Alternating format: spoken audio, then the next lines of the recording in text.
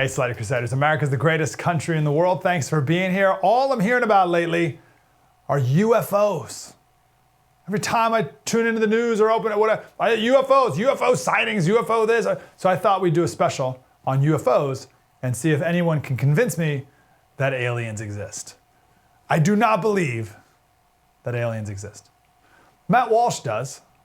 He tweets about it a lot. Like this one, intelligence officials now confirm that UFOs of non-human origin have been recovered in studies. At this point, the only reason to discount these reports is your own preconceived belief that aliens can't exist. The evidence is really overwhelming now. So that thought is based off of a former intelligence official turned whistleblower who told Congress and the intelligence community inspector general about extensive classified information of a deeply covert program that he says has intact and partially intact craft of non-human origin. That's what they're calling it, craft of non-human origin. Or more likely it's just Chinese, but we'll get to that a little later. We used to call them UFOs, now they're called UAPs, unidentified anomalous phenomena. So the Navy has a task force. It's called the Unidentified Aerial Phenomena Task Force. And this guy, this whistleblower, was on the task force. And he gave Congress classified information, hundreds of pages, with specific data about what they call the Materials Recovery Program. Wow. So that's it. That's the big whistleblower thing. Of course, we haven't seen anything, but he gave it to Congress. So, if I may, and we're going to have guests on today who are going to try to convince me otherwise. So if you're yelling at the TV right now, no, Slater, aliens do exist. A majority of people think that, by the way. Majority, I think it's 57% of people think aliens exist. So we have plenty of guests on today who are going to speak on behalf of you and try to convince me. I would say there's no way. These are alien aircraft, and there are no aliens. So here are my reasons why I believe aliens do not exist. First, people do not understand how enormous the solar system is. When we think of the solar system, we think of charts like this from elementary school. Like, oh, here are the planets, and we'll just put them on the chalkboard. If that was to scale, if putting our planets in line was to scale, and Earth was the size of a pea, Jupiter would be 1,000 feet away, and Pluto would be 1.5 miles away. And the nearest star would be 10,000 miles away. So it'd be like 3 times the length of our country away if you were to do our planets to scale. If Earth was a pea, Pluto would be the nearest star would be 10,000 miles away. If you were going on a rocket ship at the speed of light, which is fast, it would take 7 hours to get to Pluto. Slater, that doesn't sound that dramatic. Okay, well that's at the speed of light. How about at the speed of a spaceship? It would take 12 years to get to Pluto. And you're like, Slater, that still doesn't sound that dramatic actually. But by the way, when you make it to Pluto and you look back at the sun, it would be the size of a tiny pinhead. It would be a tiny little dot. You can barely even see the sun once you get to Pluto.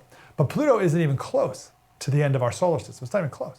It may be the last thing we see on our middle school room charts, but it's not the end. To get to the end of our solar system, it's called the Oort cloud, O-O-R-T. In a rocket ship, it would take you 10,000 years to get there. So we can't get there, but we think aliens can. And then, when they do make the trip, at some sort of faster than the speed of light speed, when they do make the trip and come to Earth, they're only seen by people in Vegas. You're telling me the aliens made a 10,000-year journey and then crashed near the Vegas Strip and it got caught on a police body camera? What a buffoon of an alien that is. You made it that far and you crashed in Vegas? The average distance between 2 stars is 20 million miles. I didn't stutter. That's a real thing. 20 million miles. So even at the speed of light, you can't travel between stars. And we're supposed to believe that aliens zoom from star to star and then come to America and plant a crop circle in Kansas. It just doesn't make sense to me. Just again, on the idea that the solar system is enormous. We think that we can't really count them, but we think there's 400 billion stars in the Milky Way. Okay, that's our galaxy, the Milky Way galaxy. The Milky Way galaxy is one of 140 billion other galaxies. You with me? So the nearest star, again, takes us 10,000 years to get to. There's 400 billion of them. That's one galaxy, and there's 140 billion other galaxies. Now, that's not proof that aliens don't exist, because you may be thinking, well, Slater, the fact that it's so big and we don't even understand what's out there in the other galaxies, wouldn't that be proof that there could be something further out there and we don't even know? Sure. So I'm not saying, that's not proof that aliens don't exist because the galaxy is so big. That's proof that if they did exist, they're not swinging by Earth for a joyride and then zooming back home 100 million years away, or what? Like, does that make sense? Also, they seem to only appear to Americans and Europeans. This is a chart of UFO sightings. Our next guest, he's like big UFO guy. I'm going to ask him about that. I'm going to ask him why Americans and Europeans tend to be. These are a dot for every UFO sighting. Why are they all in America and Europe? That's something in it. My second point, why aliens do not exist, is there's no way people can keep a secret. Let alone if the secret was an alien or an alien spacecraft. So here's the deal. I love a good conspiracy theory. I am more conspiratorial than ever in my whole life because we have reasons now to be cynical of everything we're told by authorities. But people are grabbing onto this conspiracy theory that the government has UFOs and they know about alien life and they're not telling us. That's the conspiracy theory, right? The government knows of UFOs, but they're not telling us. But now we have this whistleblower who came out and says he knows that we have evidence. Okay, that's the grand conspiracy theory, Area 51, the whole thing. Isn't it a way better conspiracy that the government is making all this up and they're telling us that there are aliens and telling us that there are spacecraft, alien spacecraft, telling us that there are alien life forms out there in order to scare us into supporting a unified one world government? Isn't that a way better conspiracy theory and also way more likely? I think we got a glimpse of this with COVID, right? COVID was a threat to everybody. It knows no borders. And COVID requires a unified global response. And then we all decided to act like China to it. Well, now the WHO has created the Pandemic Threat Act. And the idea is if there's another pandemic, we all need to act in a more unified global way. Okay? Well, what would require more of a unified global response than aliens trying to kill us all? So you, Americans, you may not want to sign on to one world government. But if the aliens are trying to kill us and we need to be unified against them, then of course you would. But no way the aliens would come trillions of light years away and then care if, these people are Russians and they're Americans and we're going to side with the Americans. Like they'll kill everyone. So we need to put our differences aside and have a unified one world government. So if you want to believe a conspiracy theory about aliens, that's the one, that the globalists are using the threat of aliens to change the game. No more sovereignty. It's not about the world anymore. It's not about different nation states anymore. We're one world against this existential threat. We're all the human race. It's us versus them. Elect me as president of the world. Also, let me throw one more thing your way before our guests. I want to leave our guests plenty of time. Wouldn't it be something? Wouldn't it be convenient if there was a crazy, never before seen attack on Los Angeles? Like when we dropped the nuclear bomb on Japan, that was otherworldly. Like the people who saw that, or even saw the aftermath, were like, holy cow, what was that? Never seen anything even remotely like the atomic bomb. So let's say the Chinese have whatever the equivalent of that is 80 years later, like the next level, not nuclear bomb, but like some laser, who knows, like some crazy otherworldly like weapon, and they use it on Los Angeles, and Los Angeles just evaporates, gone. China could come back and say, whoa, wow, that's awful. Must have been aliens. Wasn't us. We can't do that. That's good. It was aliens who did that. And we're like, what? You did it. No, I didn't do it. Must have been aliens. And maybe we do that to them. Maybe that's why the government is wanting us to think that aliens exist. So that's it. That's my take. There's no way aliens exist, because why would they swing by and say hi to someone in Arizona, then leave? And there's no way we have alien spacecraft. You couldn't keep that a secret. And if anything, the government is leaking this to scare you and to control you. And I'll just tell you one last thing. I asked our producer if we could get that whistleblower to tell the story of the alien spacecraft. Like the whistleblower I was telling you about, the guy who was on all these like task force of unidentified, whatever. Like, let's get him on and like have him tell us the story. Turns out that intelligence whistleblower needs to be cleared by the Pentagon. Why would the Pentagon have to clear? Why would they ever clear this guy to give an interview? He's a whistleblower. Why would the Defense Department clear a whistle? Like, that's the point of a whistleblower, is you're not cleared. You're blowing the whistle. That's not a whistleblower. This is a government propaganda campaign. You have to ask the government's permission for him to tell this top secret story of this deeply covert program where they are you kidding me? So in light of all that, I have two questions. Why does the Defense Department want you to think that there are UFOs? And then my bigger question is, why do we want to believe that there are UFOs so badly? So convince me. Our next guest will give it their best shot. Ron James from the Mutual UFO Network. Next.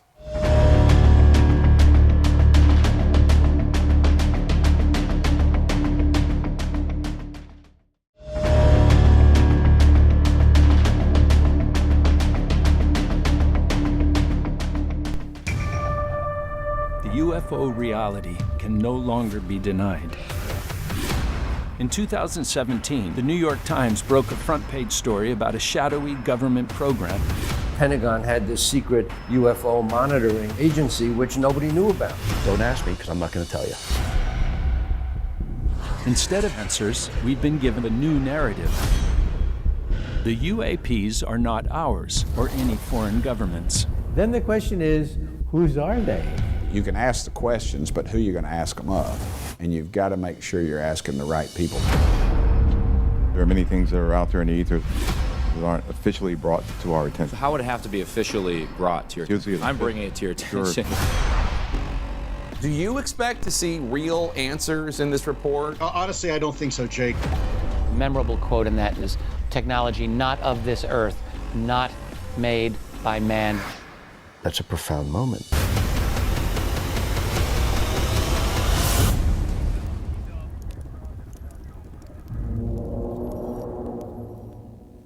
There you go. That is the movie Accidental Truth, UFO Revelations. It's available on Amazon right now. We are talking to the director, and he's also at the Mutual UFO Network. Ron James, how are you, brother? Great. Thanks for having me on. My pleasure. Congratulations on the documentary. Again, you can watch it on Amazon. So we got a few minutes here. You got to convince me, Ron. I don't think aliens exist. I don't think UFOs exist. Where do you start with someone like me? Well, first I'd start by telling you to watch the movie. It really is a primer for people like you that don't have either a lot of understanding or belief in the topic, because unlike a lot of other films, this movie lays out real evidence, government documents, witnesses. We have one of the guys that actually ran one of these secret programs that finally came out, and his credentials are impeccable. And all of the people that you're seeing in today's headlines, Tim Burchett, Gary Nolan, Ralph Blumenthal, who broke this big story about government programs in the debrief, Dr. Michio Kaku, the famous physicist, they're all in the film, laying this out in a historical manner, just like a lawyer would lay out a case. And so it's very compelling. And then also I'm the media relations director for MUFON, and we're the Mutual UFO Network. This is a worldwide group with over 7,000 members, 700 plus active field investigators. We've been studying this for years and years, since we're in our 55th year. We have over 150,000 cases that are documented.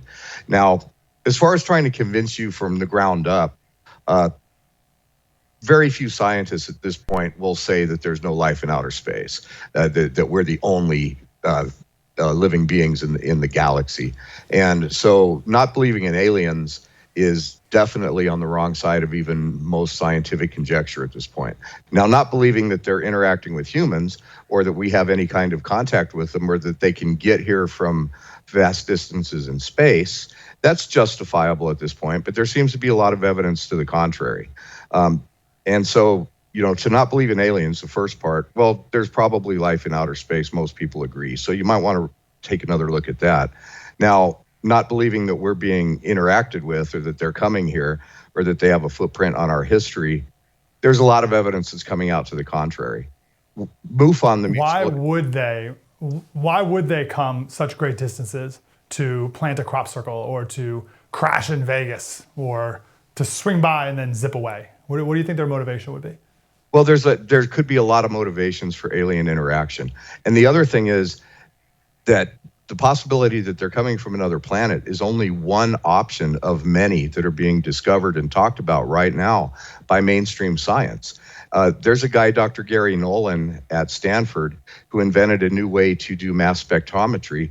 And he has admitted to me in the film and in public that he has been analyzing exotic materials that came from craft that could not have been made on Earth, and that is proven by the isotopic ratios of the materials. So, and more people are coming forward, including David Grusch, who just said that, yeah, there's this whole catalog of government programs have been studying this stuff for years. There's a mountain of evidence to support this, and more of that evidence is going to come out. So there's a variety of different possibilities for why they're coming here, and there's a variety of different possibilities of where they're coming from. But at this point, can you help? Can you give me one? What do you think is one of many reasons why they would come and then just zip around and leave? Well, we don't know that they've zipped around and left. These objects that we're seeing that you believe are current military technology. One of the people that comes forward in our film, Colonel John Alexander, admits that he was running a government program 40 years ago to study these things, and they were studying the same kind of craft with the same kind of capabilities. Now, you might say today that these things are out there and they could be our technology, but 40 years ago, 50 years ago, and in the era of World War II, we certainly didn't have the capability to create craft like this, and they have been around for a long time. Okay, we only have 4 minutes. I hate it, but I want everyone to watch the documentary so they can get your full take. But I want to ask you this. One thing that I found quite striking was that whistleblower, what's his name, Grusch or whatever, David the Grusch, most recent whistleblower, Grusch.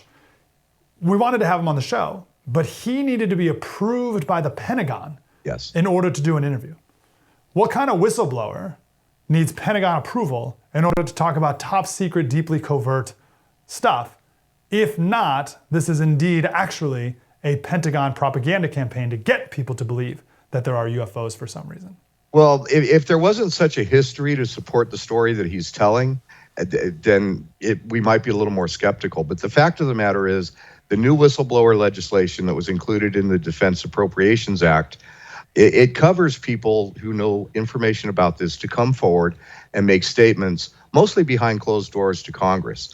Now, as far as just coming out and blowing classified information at a press conference at the National Press Club or on a television show, the legalities of that have not been worked out. So there is still jeopardy to come from doing something like that. So although the door is open for whistleblowers right now to come forward and say what they know, the actual fine print of that is not defined in such a way that would allow him to just come on and start flashing classified material. But the fact that he's actually not being disavowed. I think they would just kill him. If this guy was really leaking this super deeply, profoundly classified information about life, they would just be like, sorry, man, you're dead. You're gone. We're not gonna have anything to do with you. Not, I guess we'll have to let him go on the first TV next Wednesday. That seems weird. Well, here's the thing.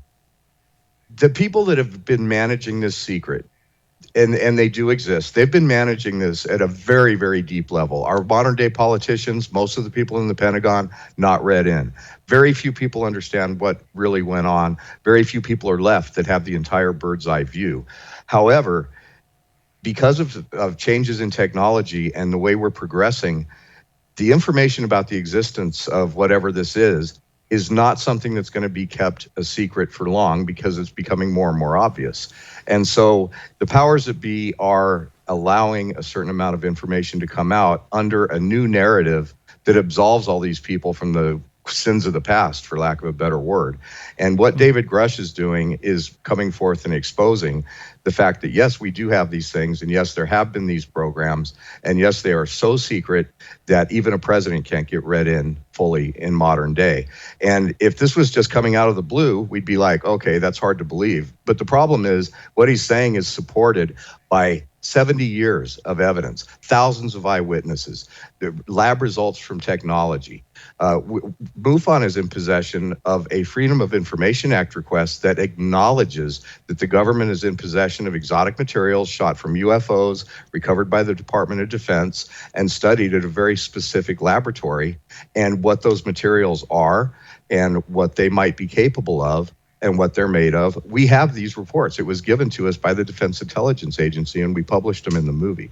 So you might be on the wrong side of history, Mike. I got about 30 seconds. What do you think aliens look like? Well, that's anybody's guess. People think that there's different species of aliens. And as we state in the film, what's our definition of life? We just think we're these little carbon creatures here on planet Earth, and that must be it. There could be creatures that are energy-based. There could be creatures that are physically based. There could be AI robots that are sentient. There could be little green men from Zeta Reticuli. The idea of what do aliens look like is as broad as saying, well, it's a universe full of billions of galaxies. What do you think the population looks like? There's probably millions of different types of variations of life in front of us, and that's just in the physical universe. We're not even talking about the nature, reality, and consciousness yet. Ron James, Mutual UFO Network, and the documentary Accidental Truth, UFO Revelations is on Amazon right now. Ron, appreciate you, man. Thank you, Mike. Have a great day. Mutual UFO Network. Coming up next, we'll talk to the guy who does in fact believe that this is military technology. Mike Slater, spread the word.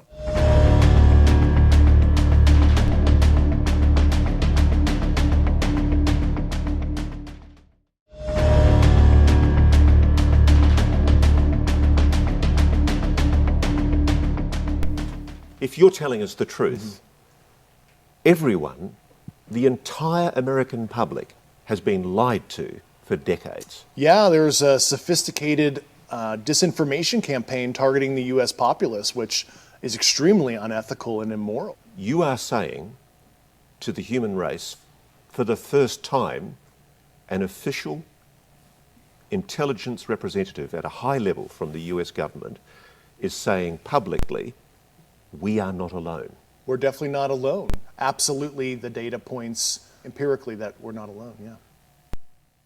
Okay, that's the big UFO whistleblower in the government. And again, just to be clear, the Pentagon needed to sign off on us interviewing him. So he's a Pentagon-approved whistleblower. Our friend Brandon Weichert is here. A couple books that are relevant here. First, Winning Space, How America Remains a Superpower. And his newest book, Biohacked, China's Race to Control Life. They're both relevant. Brandon, great to hear you, brother. Great to be back. Thanks for having me again. Great you're here. So let me just ask you, the big picture. Do UFOs exist?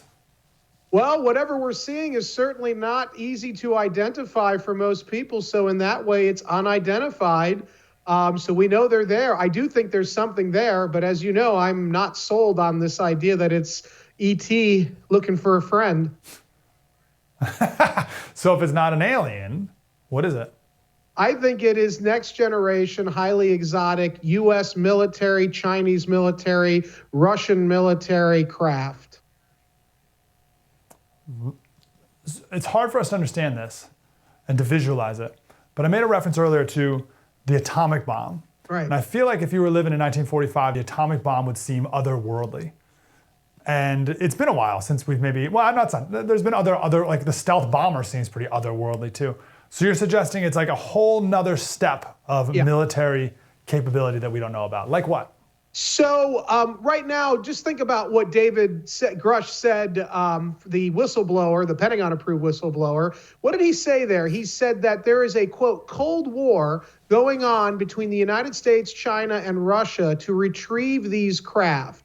Well, there is a Cold War going on, particularly between the United States and China, not just as we see it in the South China Sea and sort of play out in the news media, but there's a Cold War going on for things like dominating rare earth minerals. There's a Cold War going on for dominating the creation of fourth industrial revolution technology. That's biotech, that's aerospace technologies like hypersonic vehicles, metamaterials, things like graphene. The MIT scientist Shane Todd may have been murdered by Huawei while working in Singapore because of his work on graphene. In fact, it's believed that the Malaysian Airlines may have been taken down in 2014 because it was carrying illegally grabbed graphene and metamaterials, but that was put on the plane headed for Beijing by Chinese spies. So there is a Cold War going on for exotic technology. And I don't think, though, the exotic technology in question is alien. I think that's actually the cover story. I think the real truth is that the United States, many decades ago, developed some really amazing next generation technology. And that's what we're seeing. And I think actually the Chinese have probably also reverse engineered technology from things they pilfered from us. And I think the Russians also, many decades ago, when they were the Soviet Union, got access to this technology and been working on their own programs. And I think that's what we're seeing in the sky, is various national militaries experimenting in our airspace. And I think that's really what this is.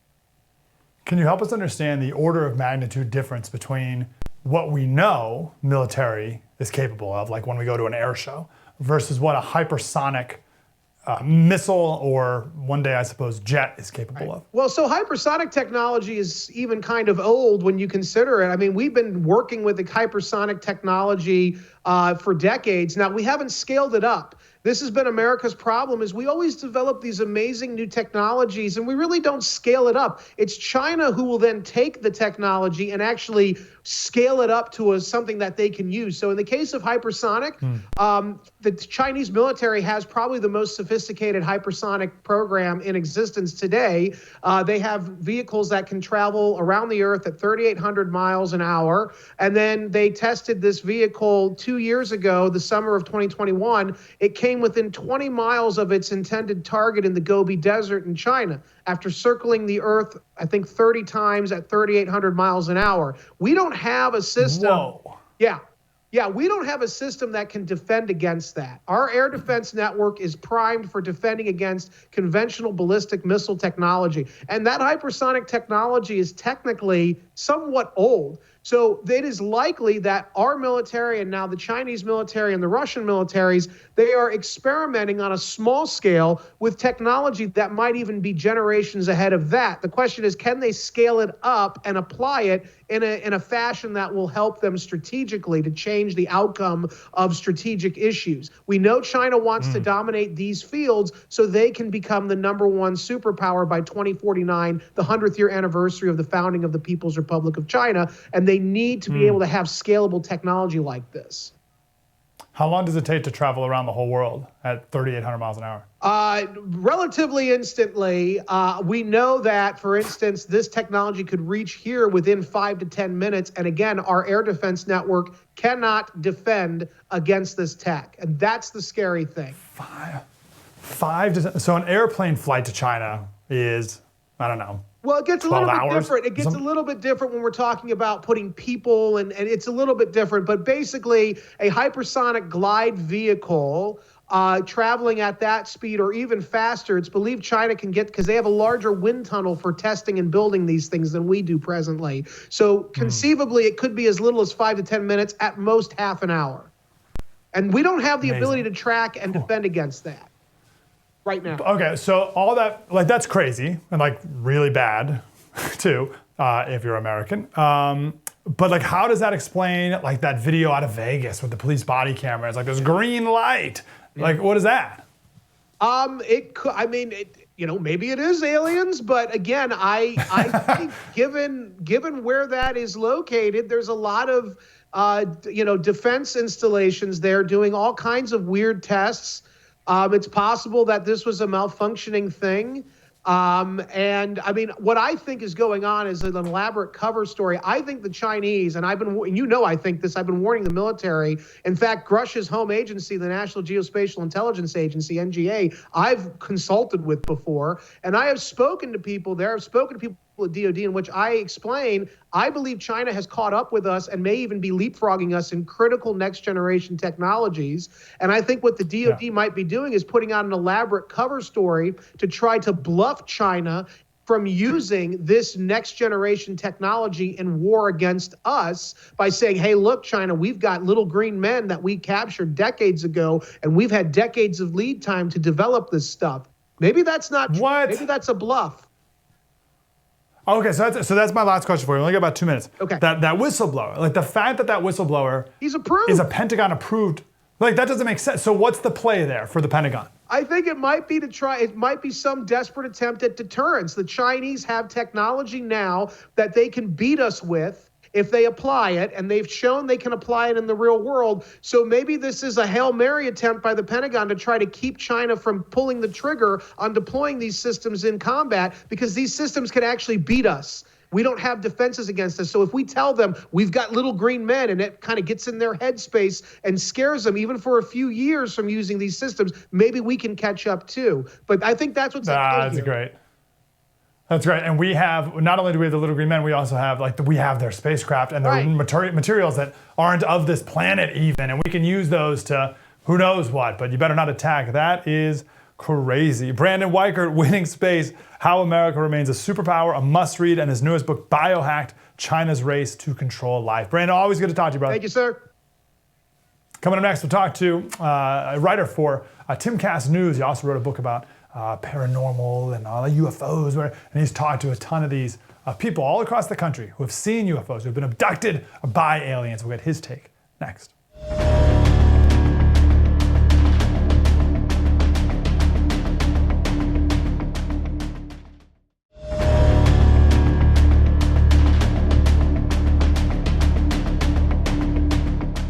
I don't have this utopian ideology that this is going to, solve world problems, stop war entirely. But all I want is a moment of pause and to see if the subject unites us, as we've obviously become more divided over the last couple of decades. Because, if anything else, what you're revealing may mean we all start thinking of ourselves not as American, Australian, Russian, Chinese, but as human. Human family. I think that's totally the right term, yeah. That's it. That's exactly what we were talking about at the end of the first segment, that this is a government plot to usher in a one world government because it's not American versus Russian, it's human race versus aliens. Like, that's exactly what that is. Now, we were going to talk to that whistleblower. That was the intelligence official whistleblower guy. We were going to talk to him, but he needs Pentagon permission in order to continue to blow the whistle on the media. I was like, why would the Pentagon want him to talk? 57% of US adults think that aliens probably or definitely exist. It's going up. In 1996, 20% of people thought that UFOs existed. Now it's 34%. I don't understand that because, well, I guess you can think aliens exist, but maybe not UFOs. I suppose that's right. 66% of people think that these aliens are technologically more advanced than we are. But what I think is most interesting is 35% think they'd be hostile to us. I don't know why people are so hopeful that they'd be our friends if they did come our way. Shane Cashman is here. He is a staff writer at Timcast News, and his book is called Tales from the Inverted World: Close Contact with Ghosts, UFOs, Serial Killers, and Simulation Theory. Shane, how you doing, brother? I'm good. Thanks for having me on. I think 99... Take us back. Well, I was going to say real quick, watching that whistleblower clip, I think 99% of any government official, any whistleblower, any well-vetted Pentagon official has lost any credibility. So I see that clip and I like, it's so exciting to see people talk about it, but it means nothing to me. Yeah, that cynicism at the least is well-founded. Take me back 10 years. Where were you when it came to all this paranormal, inverted worlds stuff? Oh yeah, I've been into this since I was a kid. I grew up in an old house from the 1700s in New York in the Hudson Valley that, my parents always said we had ghosts living there just because it's an old house. So it was a very nonchalant idea of the paranormal. Nothing I was very into all that much. It was just a part of our life. It was a town I'm from where Edgar Allan Poe went to college for a little bit, so it kind of seeped into everyday life. But I never had any experiences like that, and just thought it was something interesting to write about and talk about. But that was about it. So what'd you learn in your book about, give us some of the stories that are UFO related from your book. So yeah, in the new Inverted World book, I went to Georgia to talk about the Confederate gold that went missing in this particular town where the Confederacy was dissolved. On my third night there, I'm at the house I'm staying at. It's a big farm surrounded by pine trees. And we saw this bright orb drop out of the sky and just kind of move up and down, left and right. It was interesting. My first thought is, okay, it's a UFO, technically speaking. I don't think it's aliens. I don't know what it is because I'm skeptical of all these things. So I spent a few months talking to officials like the DEA, maybe it was a helicopter for drugs. I talked to meteorologists. I talked to a lot of locals who claim to have seen this type of orb going back to the 50s and 60s. No one knows what it is. I don't know if it's aliens. My inclination is that it's probably government. But it could be anything. I just know that our government likes to work on things in secret, and there is a military base within an hour or so of this town, and most of the reports we get through the government happen to take place near military bases. Interesting. Yeah, tell me about that. You found that to be true? Yeah, it seems that way. It was, I think, 2 Junes ago when that UAP report came out, which I just got to say the rebranding from UFO to UAP is bothersome. Like, why are we rebranding now? Why? Yeah, it's another point of skepticism for me. It was like, okay, they're really trying to sell it now with less taboo. But so they did that, and every report of a sighting in that UAP thing happened around a military base.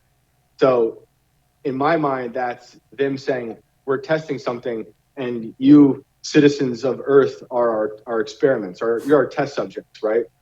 So that's where I go. However, people have been saying they've been seeing things in the sky for centuries. So I don't fully discount it because there's these crazy paintings, all these weird stories that, we could go back and forth about there being demons or biblical or they're aliens, but the things that are happening now, I'm really skeptical of. It's a good point about the cave drawings of UFO-like things. That's interesting. I don't know what to do with that one. Right. What about aliens? Do you talk about aliens in your book at all? Have you talked to people who've seen aliens? In this book, I only talk to people about that UFO, which no one understands. In the previous Inverted World book, this is volume 2 that I was just talking about. In volume 1, I spent a lot of time with a guy who claims to have been abducted since he was 9 years old. That the aliens carried him outside of his window in Peekskill, New York, and he hovered over the Hudson River. And he said this has been happening to him his whole life. And he's probably in his 60s now. He started a type of, it's kind of like an AA for abductees where they all kind of meet in Pine Bush, New York. Yeah. Yeah. And he says he's got things that he feels in his head, all this stuff. And he's a very believable guy. He's really normal. He's a tech guy. He works on computers, hang glides, for a hobby. But so I hear his stories and they're fascinating. But there's also those things known as military abductions where it could be the military doing these things. If you want to believe it's happening to him at all, my gut says perhaps he's being abducted by our military, which is our military does very interesting things to its citizens. So it's not totally out of the realm of reason for that to happen. But yeah, that guy, so the claim is that, in that story, he really believes. So he thinks he regularly gets abducted. That wasn't just a one-time shot. He's been abducted by multiple aliens, according to him. Tall grays, small grays. Wow. All different types. He's been used as like a healing device for aliens that were sick. They've studied him. Oh yeah, they've opened up his skull, and and he's very skeptical of other abductees, which I always thought was interesting. When he talks to other abductees, he doesn't always believe them. So I appreciate that about him. Oh, that's great. Someone else tells a story. He's like, "You're a crackpot." That's not right. Right. No, it's just me. Why does he think he's the guy? He thinks he has special healing powers. That's pretty good. Well, yeah, that's pretty good. He believes he's spoken to aliens with telekinesis. He's helped them like through osmosis, heal some elder in the craft. He believes he's met different aliens, and it's funny because when I first met him, we had about 2 or 3 hours of normal conversation about politics, and then we somehow segued right into the UFO thing, and then you open up this whole world that he's experienced since he was 9. But as believable as he sounds, it's hard for me to say yes, this is 100% true. But his stories are certainly fascinating. He's a great storyteller. But you have to keep in mind that military abductions do happen. So having written this book and just lived in this world for a while and talked to a lot of people, what's your ultimate conclusion so far when it comes to UFOs and aliens? Where do you settle at this moment? Okay, I think the UFOs we're seeing today are probably man-made. I think of Project Bluebeam, which is this theory where they're going to project a type of maybe Jesus in the sky or maybe aliens in the sky. So I see that as this overall power grab where they're going to use this to change human perception moving forward, and who knows, create some type of new tyranny, post-COVID, if you can imagine getting worse. I also believe our government is way capable of carrying out atrocities on its people. They've been doing it forever. So that falls in line with them building these new devices, which I would call weapons. If people are seeing things moving through the sky that they can't explain, I tend to think it's alien. It's the government. However, I also think it's very possible that something else could very well exist. I don't know if it's these things we're seeing right now. I just spent some time with Alex Jones in Texas, and we kind of went back and forth about real aliens versus fake aliens. And we were discussing, the interdimensional aliens, which for whatever reason sounds more believable to me, where it's these beings can pass through time folded in half and enter our reality.